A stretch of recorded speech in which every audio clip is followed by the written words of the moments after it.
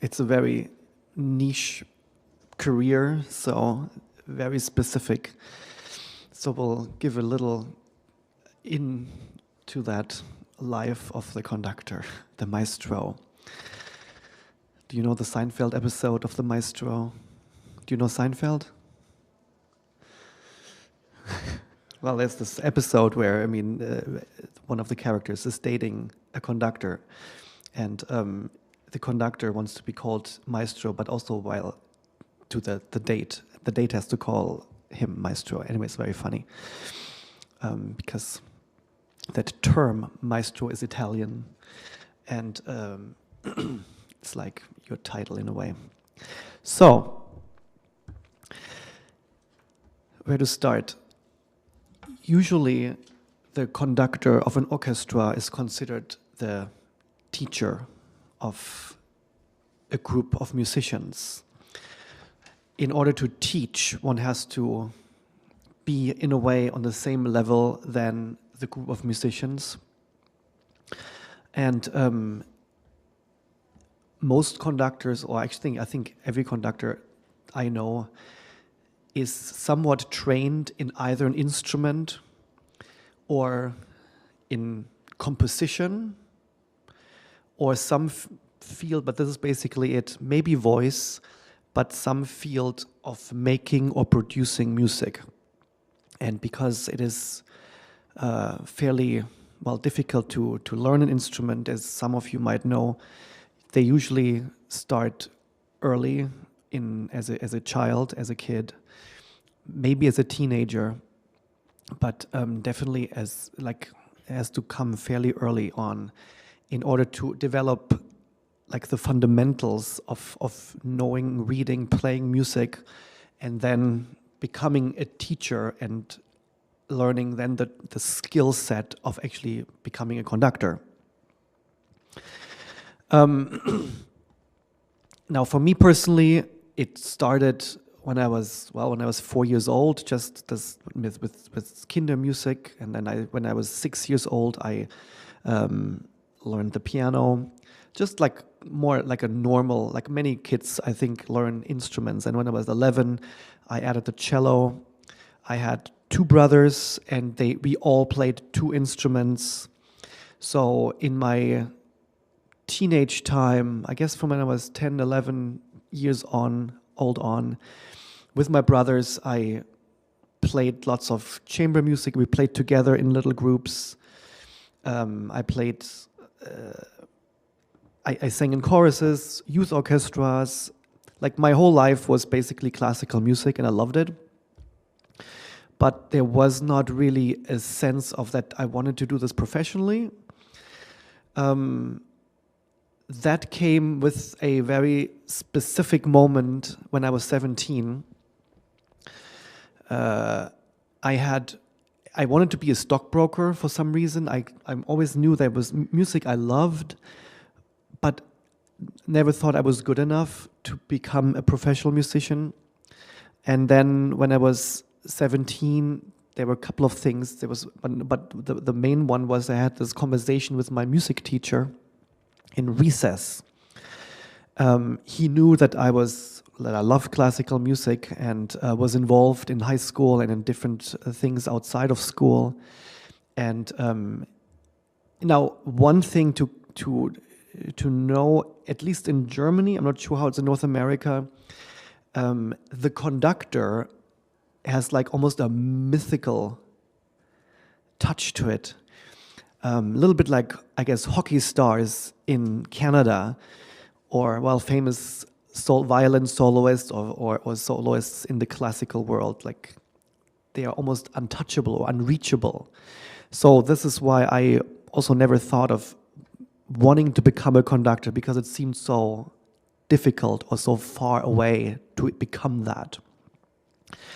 Now, having said this, when I was in recess I talked with my music teacher. He asked me, "What do you want to be later?" And I said, "Well, maybe I like playing the piano, maybe a pianist or a stockbroker." And then he mentioned, well, I don't know where he got this idea from, but he said, "Well, have you ever considered becoming a conductor?" And the moment he literally said this word, it was like this light bulb went on. It was like this, it hit me, and it was like, I knew that's what I want to be. So just this little faith of the authority figure turned my whole life around. But again, with the foundation that I had done already since over 10 years, music, that was already there.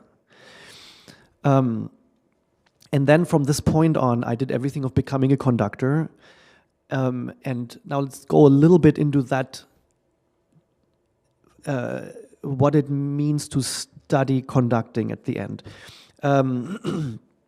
There are worldwide 2 ways of becoming a conductor, 2 trajectories.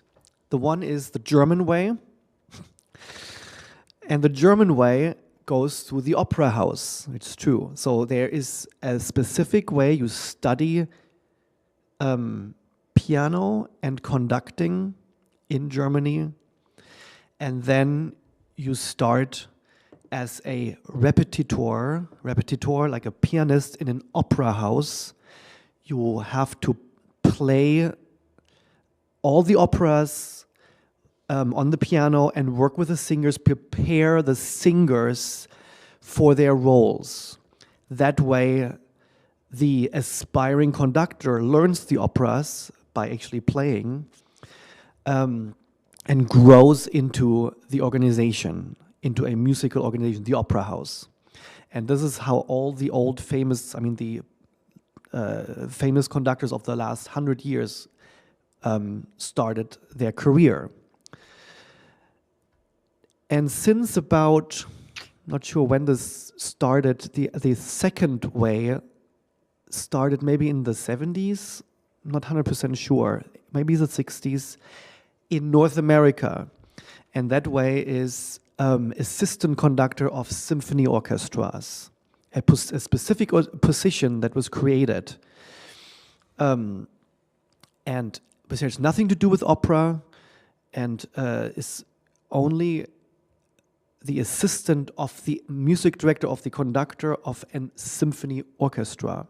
This doesn't exist in Germany, that system, because they don't have money for that. Now, being a German student, I knew that I had to pick at some point which way to go. And knowing my skill set as a pianist, I knew I wanted to go to the States, continue my studies there, and then try to become an assistant conductor. And that's what I did. So I went to Baltimore then, studied at the Peabody Conservatory, it was a fantastic conducting program for 2 years, and then continued. I moved then to New York City and did all the little steps. I had like a youth orchestra, was assistant conductor of a small professional orchestra, built up my resume that way, and then was able to apply for the bigger assistant conductor positions in the country, and then got my first job as the assistant conductor of the Atlanta Symphony Orchestra, which was basically the break into the real professional world as a conductor. Now, one more time back to the studies itself. It is quite a variety of things that you have to know as a music director or a conductor. It starts, well, again, the basics, the musical knowledge, reading music, being able to play an instrument on a fairly good level.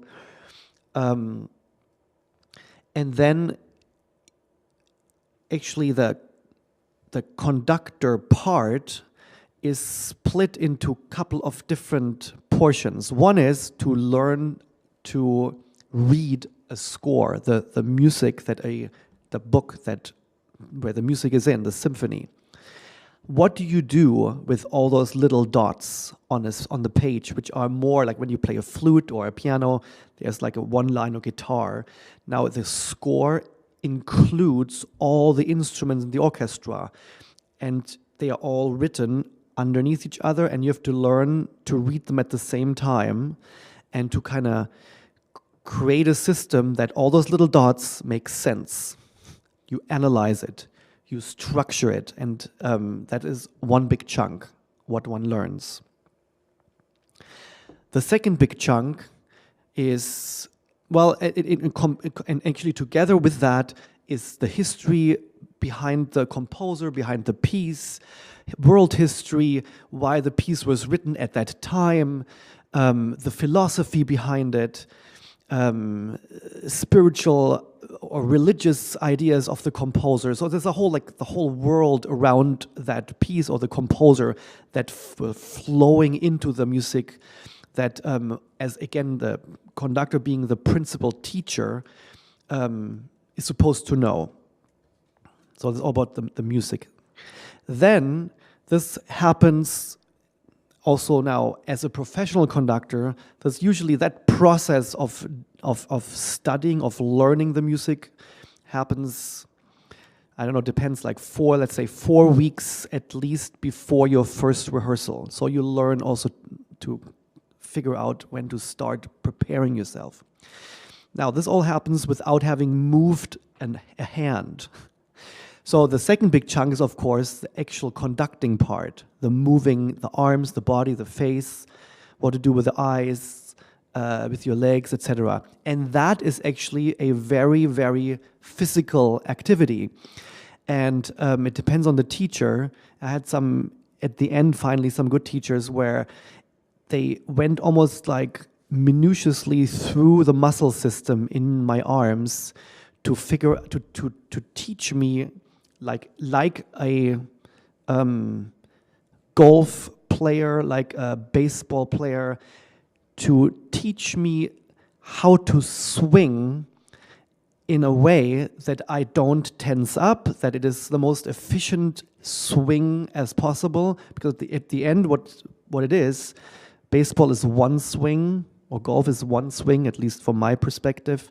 The conductor has, I don't know, 1, 2, 3, 4. I mean, it depends what direction, but has at least 4 different kind of swings. And to figure out how to do that in the most relaxed and expressive way takes quite a while. So this is that part, to learn the physics of your gestures and your body. Now, all this is at the end only the preparation, because the main part is to combine all that in front of the orchestra. And here, it depends a little bit on the school. In Germany, German schools usually don't have so much money than a couple of the American ones. So in Germany, my studies were very limited. I conducted maybe 4 or 5 times a student orchestra in my 5 years of studies there, which is completely nuts. So every week we stood in front of 2 pianos and conducted those pianos, which is, I guess, a step, but it's like basically flying never taking off really from the runway, being a pilot and never really flying the plane or learning to fly the plane. There are worldwide, again, several schools that are known that they have a very dedicated conductor program where you conduct an orchestra at least once a week. They're in London, there's one in Helsinki, I think Berlin in Germany, Vienna a little bit, but then very good in the US. And there are a couple of, actually there's one in Peabody, this is the one in Johns Hopkins in Baltimore, where I went then. We had 2 nights in the week, 2 evenings, a full symphony orchestra for 2 years, and we did everything from Mozart to Strauss and Mahler. It was crazy. It was wonderful. So, what I said, the part is you learn the music, philosophy, language, everything around the piece, then everything around the gestures, and then you have to be smart to find the right school where you do actually learn to conduct the orchestra. Now with the orchestra, it's its own thing. Because at the end, even if you're lucky to conduct students, they are at the end students. So you learn a certain skill set to move your hands to the music, teach them,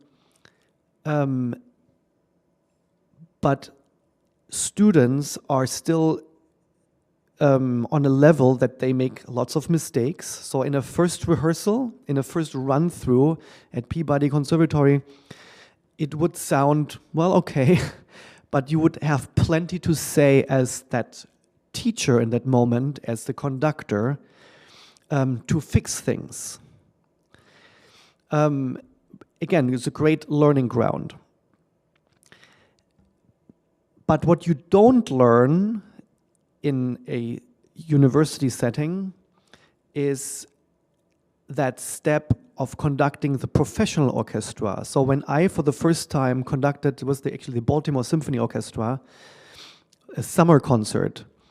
I was done with my studies and conducted, had one rehearsal, and it was like tunes like the theme music of The Simpsons. Some Dvorak dances, like fun music that we played in an outdoors concert then the next afternoon. And I will never forget the feeling I had when I said good morning, they were all sitting around me, and I started to conduct, and after we ran the piece, after we finished the piece, in a rehearsal,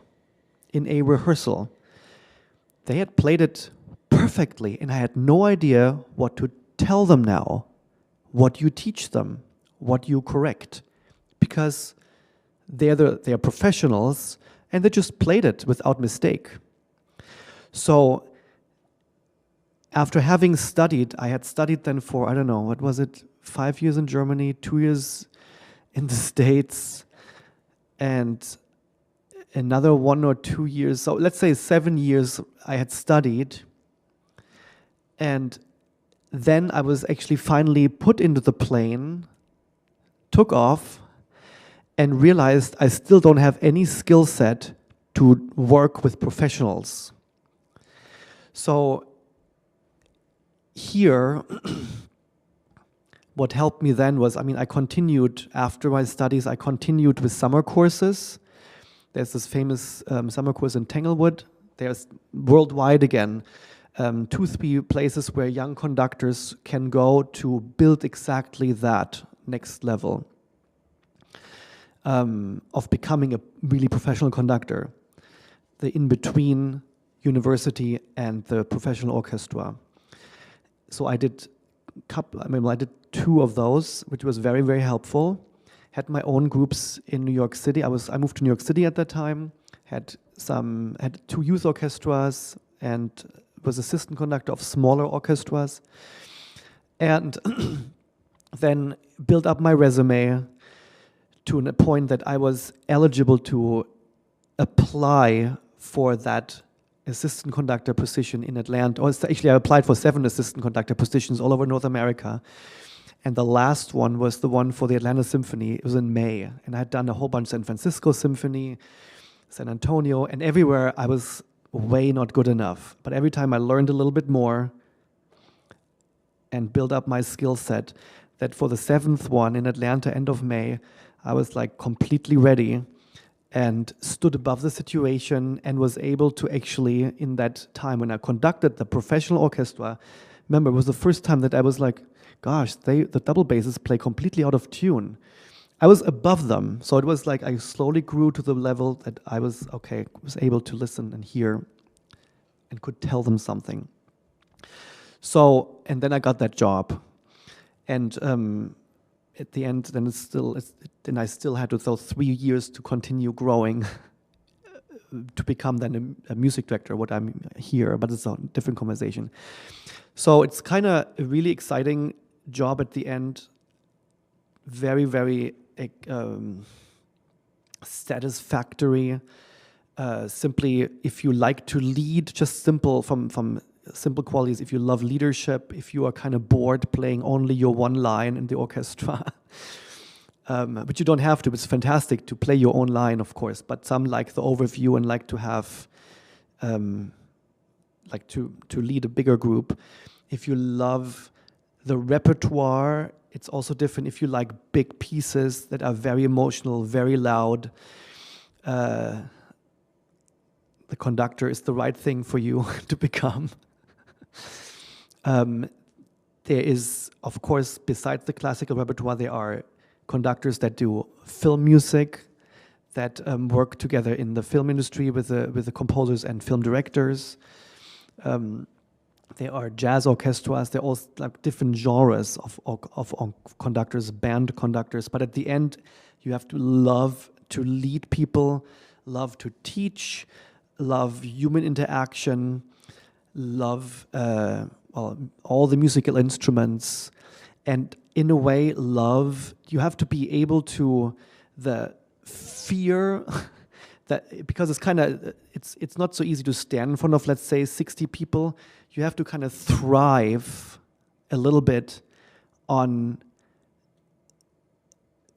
how do I put this? You have to be able to thrive on fear, on nerves, and being able to transcend that into positive emotions that make really great music. I don't know if this makes sense, because some people I saw in courses, they kind of get then so intimidated by the big group that they kind of don't like to lead anymore. And others, they kind of, oh my God, they kind of blossom with those emotions and this stress in a way that goes along with it.